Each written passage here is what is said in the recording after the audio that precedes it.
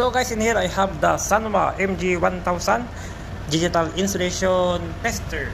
And normally this insulation tester have their own calibration certificate. As you can read here, I have Sanwa Calibration Assurance, Sanwa Electric Instrument Company Ltd. Hereby declares that this product was calibrated and tested in accordance with Sanwa calibration procedure during the manufacturing process, conformable to the ISO 9001-2000 Quality System Requirement Quality Management System. This instrument used to calibrate this product are traceable based on Sanwa traceability to the national standard through the public institution. Approved certificate of inspection, we certify that this product passed the QC inspection. Sanwa Electric Instrument Company Ltd. Depa Building, 4th floor, Sutok, Tanda 2, Com, Shichuda, Tokyo 101, Japan. Based on this calibration assurance, it is stated that it is in conform with ISO 9001-2000 Quality System Requirements, Quality Management Systems. So in Philippines, we have the AKIC, known as the Applied Calibration and Instrumentation System Incorporated, headed by our technical sales managers, Mr. Gerard Cruz, with email addresses and telephone number: akaicsalesals2006@gmail.com, facebook.com/akaisi, located at Unit 201 IHC Building number 7, Bagong Anyo Street, Barangay Santa Lucia, Pasig City, with telephone number 922-816-4663. And our representative for Deputy Technical Manager is known as Mr. Leo Bautista. You can contact him also at 921-780-1183. In Philippines, we offered a training on calibration with regard to our electrical instruments which are used in industry such as in shipping company, maritime industry, aviation, manufacturing, pharmaceuticals company. So I just recommend for you aspiring ETO and ETR, please attend on our training on calibration, so you will be get. So in here it has name MG series, maximum test voltage range. Thank you for purchasing Sanwa product MG series. Before use, please note that for the safety reason, to use the maximum voltage range, 0 ohm adjustment button must be pressed while setting the rotary function switch to the position of the maximum voltage range. If the rotary switch set to the maximum voltage range without pressing the button, error is displayed. So before you use any instrument, you must need to get familiarized on operating procedure. So here I have the selector range, the lock, the light, the zero adjust, and from here there is 40.00 ohms for fuse check. I have the off, I have the stop and start. There is volts maximum range for you to rotate this one to measure the voltage. You have 250, 500 up to 1000 volts used for insulation tests. There is alarm less than 30 volts, more than 30 volts. There is rating voltage. So for you to get accurate reading, 250 volts are used for the equipment with operating voltage of 500 volts. When instrument use equipment operating voltage of 110 volts, 500 volts is used for the instrument use which is operated in 250 volts, and the 1000 volts are for the instrument use for the equipment or motors 400 volts. So as you notice here, if the voltage of the equipment that you are using and you are going to test, its operating voltage is always 2 times higher to get better and accurate reading.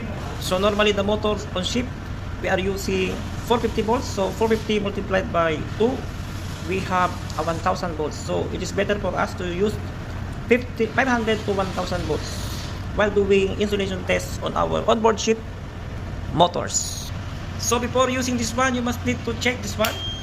There is alarm less than 50 volts rating voltage, and just put here 250, 500 and 1000. Okay, you see there is error because I not just press this one. So to get a better result here, the process, I just select this one from off, 500 volt measuring, 250, 500 to 1000 without pressing this one. You will have an error reading. So look, okay, 500 measurement for the voltage, 250, 500 up to 1000. So this gives error. So for you to eliminate this one, you must need to press this button. Okay, press 500. Okay, then 250, 500, and 1000. As you will notice here, when this is removed, we've got a proper reading on it. So before using any installation tester, you must need to short the probe and then press the test. Okay, so normally you must need to short the probe and press this lock, press 2 seconds. If you press this one, you can inject the signal voltage. You see, it becomes 0 rating voltage. So it gives a pulse signal which is 1000 volts. It's okay. Then press this again, and then to stop the giving of the signal above 1000 volts, just lower, put on the 500 volts, press again. You will see, once you press this one, you see it inject a voltage here, a pulse signal. It has 0.00 mega ohms because I just shorted the 2 test leads here. See, then one press, you can stop again the 500 volts DC. So you lower it by 250, same procedure, just press. You see, if this inside, we can have a voltage with rating voltage of 250 volts. So now it is ready. I'm going down and check all the motors we have here on board ship. Start. So we are here. So here I have Sanwa MG1000/MG500 installation resistance tester instruction manual. Safety precaution before use. Read the following safety precautions. Thank you for purchasing the Sanwa MG1000 MG500 digital installation resistance tester. Before use, please read the manual thoroughly to ensure correct safe use. Keep this instruction manual together with the product. Be sure to read the information under warning that is intended to prevent person injury such as burn, electric shock, and other serious accident. Explanation of warning symbol. The meaning of the symbol used in this manual and attached to the product is as follows. Very important instruction for safe use. The warning message are intended to prevent accident to preventing personal as burn and electric shock. The caution messages are intended to prevent incorrect handling, measuring, which may damage the product. We have here the proper symbols as you will find here. The ground, fuse, DC, double or enhanced installation, we have AC. Warning message for the safe use. The following instructions are intended to prevent personal injuries such as burn, electric shock as follow when using the tester. So, for you ETO, ETR aspirant, you must need to read this warning. Okay? As you can see here, never use the tester on a high power or high voltage line. Voltage above 70 VDC or 33 volt root meter square AC, 46.7 volts peak are hazardous to the human body. Never touch them. So, disconnect circuit power before testing the installation resistance. Use caution with the high voltage output when performing installation resistance measurement to avoid electric shock. Prevent shock. Always discharge capacitive circuit after installation resistance measurement. Never input signal exceeding the maximum rated input voltage value. Equipment. Motors that generate induced surge voltage since it must exceed the maximum allowable overload input. So here emphasizes that never input signal exceeding the maximum rated input value. Equipment. Example, motor that generate induced surge voltage since it may exceed the maximum allowable overload input. So on board ship, we are using 450 volts motors. So we must put and use only this 500 volts. Okay, never exceed to 450. But in some cases, they recommend to use at least 2 times. So 450 times 2 is 890, so we can use 1000. But for safety reason, better use 500 volts only, okay? Number 8, never use tester if tester of test lead are damaged or broken. Never use tester with a rare case of battery is removed. When using the test lead, keep your finger behind the finger guards. During measure, do not change the function or range, nor replace the plugs.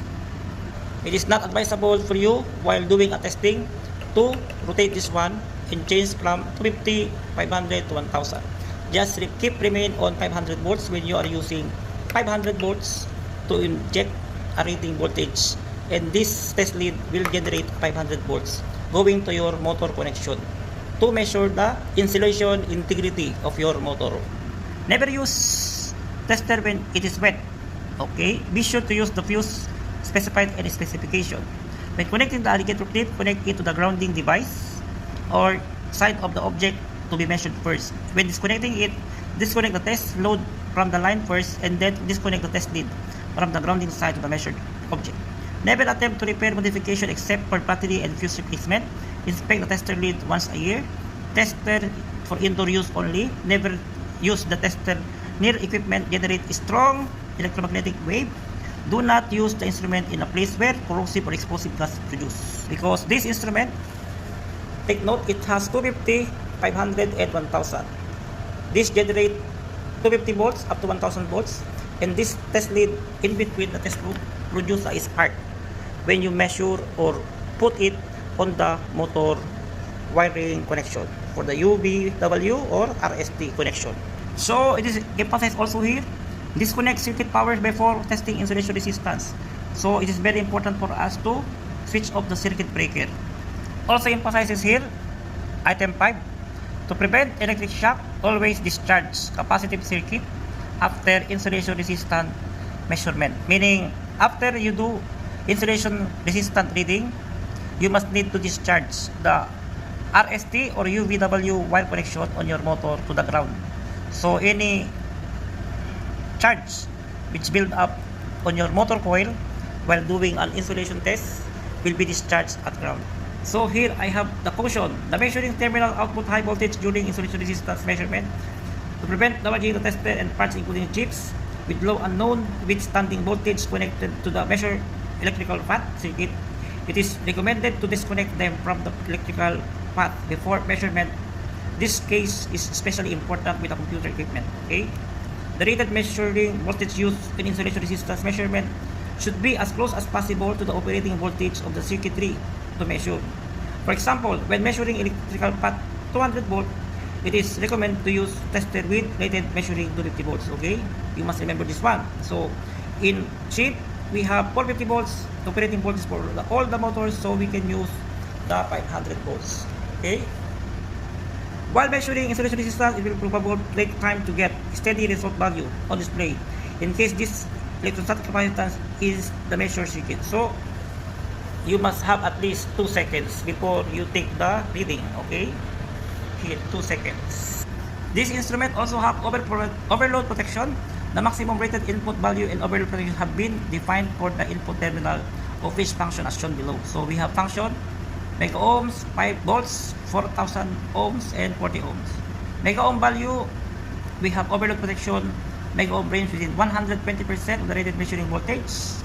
Volts 600, 780 BRMS. 4000 ohms, 600 BRMS. 40 ohms fuse 0.5 to 600 volts. Measurement category, we have the over voltage measurement category 2, cut 2. Line on the primary side equipment with power cord to be connected. Receptacle. Overload measurement category 3. Line from the primary side branch equipment which directly takes electricity from distribution board to the receptacle. Over voltage measurement category 4. Line from the service conductor to the distribution board. So those are the category 2, 3, and 4. We have the application features here. This instrument, this insulation resistance tester use and measurement of insulation resistance of power line equipment within the range of 600 volts, category 3. Okay. Features, safety design compatible with IEC 61010-1. So in Philippines, we have this applied calibration and instrumentation system incorporated. As you will see here, this has a feature of IEC 6010-1, and this applied calibration system incorporated is ISO/IEC 17025 accredited. So this has their own IEC compliances. So being a calibration laboratory, you have also complied with this ISO IEC 17025 applied calibration system incorporated. Okay, so we have the name and function of the component. We have this one, and we have also on the other back. So from here you will find this, the measurement function. Okay, display range 40 ohms, measurement range 0.01 ohms to 40 ohms, accuracy plus or minus 3%, resolution, open circuit voltage, short circuit current, protection, fuse. We have the measuring procedure here. Okay, as you will find, these details is very important for us to understand, and this thing is be discussed to you by a calibration laboratory like the applied calibration and instrumentation system. This is having a deeper explanation about this measurement function of your insulation resistance meters or any kind of measuring instrument that you had on your electrical, electronic, or even on the mechanical part, which was used in manufacturing industry or in maritime industry. So I do recommend to please go and attend on our training on calibration, which was be given and offered by the Applied Calibration and Instrumentation System Incorporated. So in here I have the warning, be sure to conduct the startup inspection described in section 522 below. Before measurement, disconnect power supply from the circuit. Okay. After measurement, be sure to discharge the high voltage charge in the measured object. During measurement, keep your finger behind the finger guards. Lid do not touch. Okay, so I will use gloves on it. Measure after measurement, be sure to turn the power function switch to off position. Okay.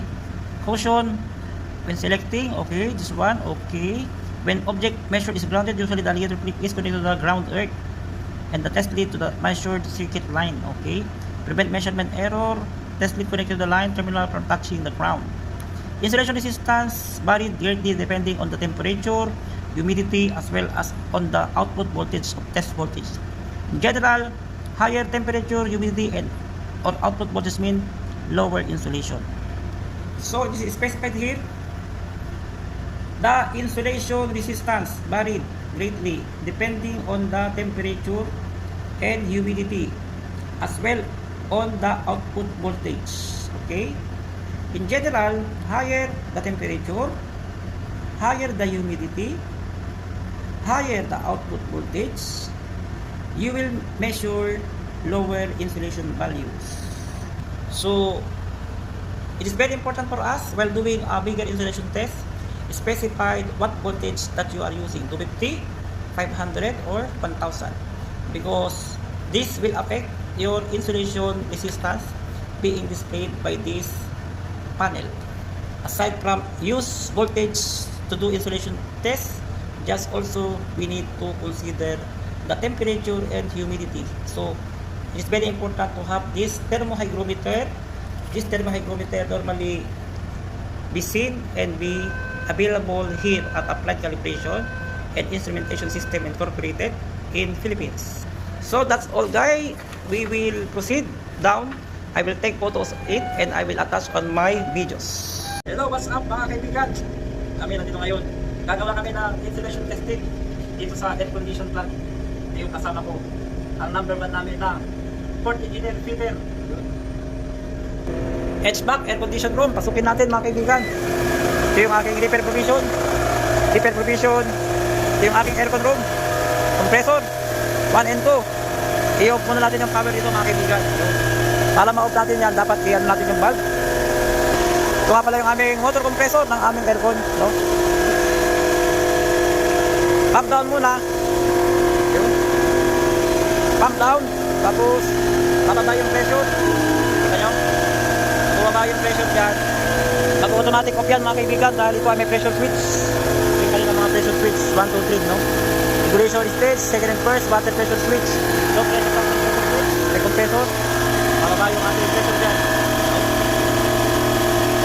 Apantin nyo, bababa yung ating current ng compressor number 2. Mag-off na yan mga kaibigan. Yan na, bumaba na. Tigil na yung ating yun, nag-off. Okay, so compressor number 2 ng motor, imimigir test natin yung motor sa loob. Compressor number 1, no, mimigir din natin. Ayan po ang kanyang panel board. Go, anong motor na yan kaibigan? Compressor number 1 and compressor motor number 1 and 2. Yun, and 2. Ayan mga kaibigan, number 1 saka number 2, imimigir test natin. Siyempre, i-off din natin yung kanyang air handling unit motor. Ito, off, stop, off, Naka-off na yan. Bali, tatlo pa lang tatong sir na ho. Tatlo, i-choke ko. Patay na, no? So guys, this is the control panel of my air condition unit. With transformer, relays here. We have timers, small circuit breaker. This is the power. This is the main circuit breaker. In here I have the compressor number 2 wiring diagram. 1, 2, 3 for W1, D1, U1. 2 for 6 for U2, V2, W2. Connected directly to my contactor 40 km 5.1 and 5.2. I have here wiring connection here on junction box. 1, 2, 3, 2, 4, 6. 6 leads of wire. Punta dito. 5.1, 5.2. Main bracket for compressor number 2. Yellow to white, yellow, yellow, green, green, green, red, red. So we will start, we will look this one. Start. One, okay. At first, this will start, then this second will start. We are going to measure here the voltage. Okay.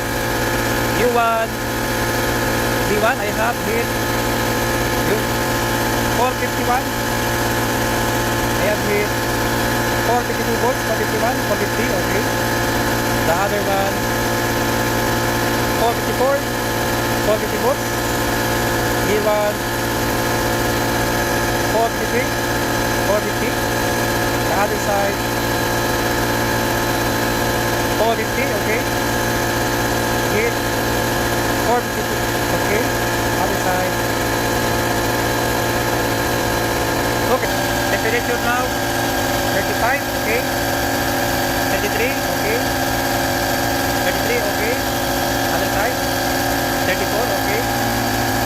34, okay. 36, okay. This is our compressor having 66 temperature, 59, 55, 48, 52.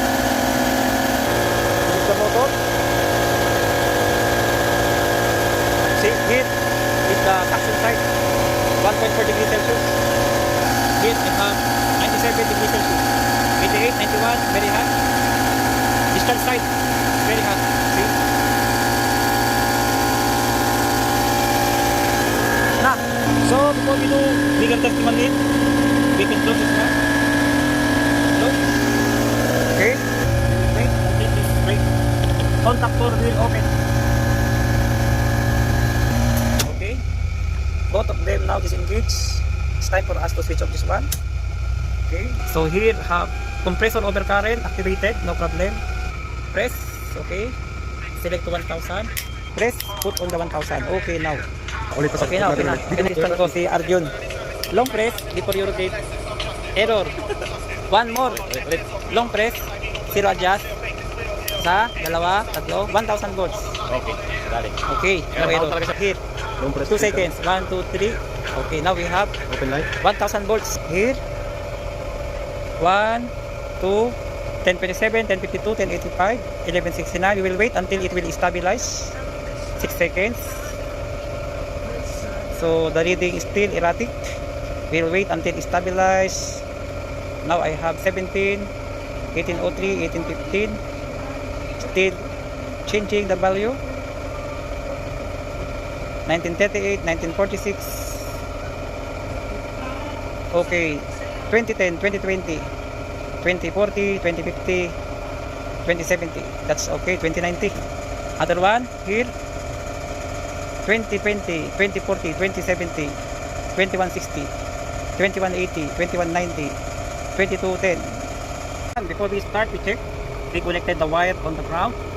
As you can see, there is some spark, and this spark will be the 1000 volts. I just choose here 1000 volts because our motor is running with 450 volts, so we will count. Ready? Make reading on it. This yellow wire takes 1, 956, 1117, 555, 836, 2019. We will wait until the value here will be stabilized. See? 2600, 2630, 2700, 2750, about 6 seconds. Normally we will take the measurement when this value is stabilized. 3020 is still moving by 3080, 3090, 3120. Oh, it's long time. Okay, we can put 31, 32, 10. Anyway, this insulin tester is about 4000 mega ohms. So we can use 3350. On other side, 3330, 3334, 3420, 3460. Okay, more than 6 seconds. We can use 3510 in here, 3480, 3570, 3590, 1, 2, 3. Stop from 3590. 1, 2, 3. Okay, we can use 36, 36, 37. Pwede na yan, 37. Other side. This motor has 6 leads out, so it has, okay, this is more than 4000 mega ohms. On other side, 4000 mega ohms. On other side, 4000 mega ohms. But this is U2, W2, and V2. Here also, we have here, see, the U1, the V1, and W1. It takes about 3000 plus 3750 mega ohms. So that's it. 3810, here 3730, here 3020. Okay, after taking measurement of the insulation value with 1000 volts, you must need to discharge this wire to the ground. So you will see here some spark. So look, the spark will come. I just bring the camera like this. See, spark. So you must need to discharge your cable. Okay, here also some spark comes, and spark comes. Okay. So that is how we do meter testing on our motor for the aircon compressor. So we will perform temperature measurement. This is my friend Fort Engineer Peter. How much? 33. 33.2. So every 34. time you make insulation test on your motor, you must need to include the temperature, 32. because temperature 32.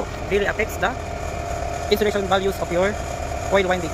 30. So we will proceed on other compressors for our aircon. This is aircon compressor motor number 1. So this is our compressor number 1 motor. I connect here the ground or earth metal connection. We will test first. We will find some spark there. You know, there's some spark. Okay, that is the 1000 volts. We will count in terminal number 1, 470 ohms, 664, 70, 1025, 1131, 1458, 1780, 1909. We will wait until it becomes stabilized. How much now? So look, 2880, 2990, 3070. As you can see, the reading is very erratic. So we will wait until this becomes stabilized, and we will take the more stable value. Actually, insulation resistance of your motor coil winding is very important to know, so that you will know the condition. So within 6 second time, I have OL, meaning the insulation value will be more than 4000 mega ohms. Okay, I will go on other side here. Okay, on other side, okay, on other side, OL 162, 175, 235. I've got here 408, 420 dropping. We look, it drops by 578, 602, 611. We will arrange how much the value. Oh, dapat may ikot yan. Repeat, on the red side I have 217, 238, 407, 588, 597, coming higher and higher. 4 seconds I have 816, 850, 6 seconds 961 mega ohms, 10 seconds 1144, 1192. I'm getting not stable reading, still increases. 15 seconds 1525, still increases. Okay, we can take 1666 on other side, 1602, 1653, 1751, 1797, 1823, 1859, 1880, 1919, 1947, 1985, 20,000, 2020, 2050. Oh, stable 2100. We can use 2170 here, 2130, 2150, 2240, 2270, 2290, 2310. Okay, 2360. Stable rating. 2440, 2430. Okay. Remote supply here. Stop. Spark coming here. Okay, also here. See, big, here, small, here. Okay, all must be discharged before you close the box. We'll take the temperature. I have 40, 35, 36, 38. Okay. Okay. Unit dito sa aking aircon. Ito siya, no? Basahan natin. 2840. Nag-OL, ibig sabihin, okay, more than 4 mega ohms. 4,000 mega ohms. Dito, sa gitna. Okay. Tapos dun sa gilid. Okay, so 4,000 mega ohms. More than 4,000 mega ohms. 27, 27, 28, 28. Ayun. 27. This is the cable which is charged. See, have some spark. I just charge the wire. Finished. So the aircon now is finished. We do on this one. On this one. For compressor 1, compressor 2, the power for my relay and timers. So the aircon is ready. We can start the air handling unit. Here is the air handling unit. Okay. Start. This is our provision control panel. We are going to switch off the compressor number 1 and the this room fan and storeroom fan. We have here the compressor switch off. Okay. The room fan. Okay. The storeroom fan. Okay. And we do the insulation test on the compressor 1 and 2. So this is the inside part of my provision repair. We have some relays here, some relays, and we have also these contactors, and this is the timers, and these are the contactors going to my compressor. So very important for us to switch off this panel. Okay, but here we can stop the, so we can switch off the breaker here, and this breaker will stop the system. Okay, I use this metal frame as our earth ground metal part, so I connect this one. This one we can press 1, 2, 3. Okay, as you can see here, I have here wire like this connected in delta connection. If you have like this 60 out connected in delta connection, so we will measure the insulation value. Okay, here 1895, 2480. Okay, small motor. OL means more than 4,000 mega ohms, and other side I have 4,000 mega ohms. This is line to ground insulation values. Okay, discharge is also here. You can discharge. Okay, spark here, no, here, no. Okay, finish. Okay guys, this is our provision repair motor number 2. Okay, we are going to make insulation test on it. We will count. No, 2330, 2570. It become OL means more than 4,000 mega ohms. 2420, 4,000 mega ohms. OL means 4,000 mega ohms. Okay, finish. For how much the temperature? 35. Okay. Other temperature 41. 60. Okay, we can use 60 degrees Celsius because this motor is running before we do our insulation test on the coil winding. So we can press this one, press up. We can discharge the 4,000 yung tinong. yes, yan, 2 spark. Okay, finish for this provision compressor motor 1 and 2. We'll just finish it to do a measurement of our provision repair. Can start all the circuit breaker. And then this one, we can use the room fan on. Okay, we have here the store room fan on. Okay, we can use the compressor number 1. Okay, it's running now. So we have here the compressor number 1. With 8 amperes, freeze room fan and store room fan. I put here do not switch on because I closed the valve for suction and discharge. Provision repair, we test it run again, and we completed insulation check on our motor for our compressor. By the way, this motor is 3-phase motor with 5.5 kilowatts Power factor of 0.77, 12.5 ampere, 420 volts.